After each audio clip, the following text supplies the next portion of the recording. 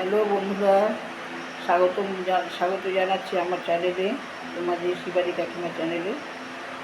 তোমরা সবাই কেমন আছো? আশা করি ভালোই আছো। আচ্ছা, আজকে তোমাদের আমি একটা নতুন গল্প শোনাই। ভবা পাগলাকে তোমরা সবাই চেনো তো বন্ধুরা? নিশ্চয়ই চেনো। সে খুবই নাম করা লোক ছিলেন।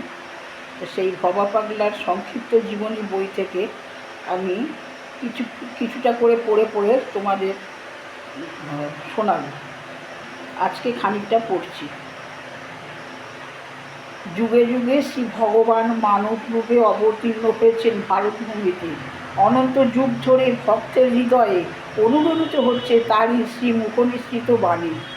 যোগী ঋষির যোগ প্রভাবে ভারতের আকাশ বাতাস মাটি পবিত্র। শত শত ব্রহ্মজ্ঞানীর জননী এই ভারত মাতা। অগণিত সাধক স্থান পেয়েছেন ভারত মাতার স্নেহের কোলে। ব্রহ্মজ্ঞানের পূর্ণ পীঠভূমি আমাদের এই ভারতবর্ষ। ব্রহ্মজ্ঞানের অন্যতম পূর্ণ প্রতীক সাধক শ্রী শ্রী ভবা পাগলা। এই পাগলা মানুষটিও এসেছিলেন এই ভারত মাতারই স্নেহের কোলে। ঈশ্বর এক এবং অদ্বিতীয়। সমস্ত আত্মাই সেই ঈশ্বরের পবিত্র আত্মা। সর্বত্র তার পবিত্রতা সমানভাবে বিরাজিত। ঈশ্বর সত্তা আন্তরিকভাবে প্রকাশ পেয়েছিল ভবা পাগলা নামধারী অলৌকিক শক্তিধর মহাপুরুষের মধ্যে। অসার সংসারে আবদ্ধ হয়েও তিনি ছিলেন সম্পূর্ণ পৃথক ও স্বতন্ত্র। ব্যবহারিক জগতে সমাজ বা লৌকিকতার খাতিরে ভবা পাগলা তার সত্যবোধকে অসত্যের ও কুসংস্কারের পর্দা দিয়ে ঢেকে রাখেননি। ঈশ্বর যেমন আলো বাতাস দিয়ে সবাইকে সমানভাবে অনুগৃহীত করে থাকেন, ভবা পাগলাও তেমনি তার প্রেম প্রীতি ভালোবাসা জাতি বর্ণ নির্বিশেষে সবাইকে সমানভাবে বিতরণ করেছেন। সেই ভালোবাসা বলেই ভবা সবার প্রিয় হয়েছিলেন। ভবা কোনো রকম আচার বিচার ও কুসংস্কারমূলক ভাবনা বহন করতেন না।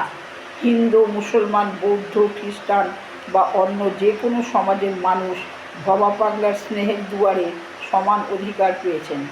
নির্মলেশ্বর লাহিড়ী, নালু ঠাকুর বা নিজামুদ্দিনের মধ্যে কোনো ভেদজ্ঞান ছিল না তার। উভয়ের উপহার সংগৃহীত সামগ্রী সমজ্ঞানে গ্রহণ করেছেন ওই মানুষটি। ব্রাহ্মণ মুচি মেথর বা চণ্ডাল সর্বশ্রেণীর মানুষের উপহার সামগ্রী বা রান্না খাবার ভবা পাগলা প্রেম ভরে গ্রহণ করেছেন। তার ইষ্ট পূজায়ও সেই সমস্ত সামগ্রী অবলীলাক্রমে নিবেদন করেছেন। পরম আনন্দ লাভ করেছেন ভবা। তৃপ্তি দিয়েছেন সবাইকে। নবযুগের আলো ধরেছেন সবার সম্মুখে। আজ এইটুকু রইল, পরে আরও পুরো বইটা একটু একটু করে পড়ে তোমাদের শোনাবো। যদি ভালো লাগে প্লিজ লাইক দিয়ে দেখো, আর নতুন হলে প্লিজ সাবস্ক্রাইব করো, আর ভালো লাগলে কমেন্ট করে জানিও।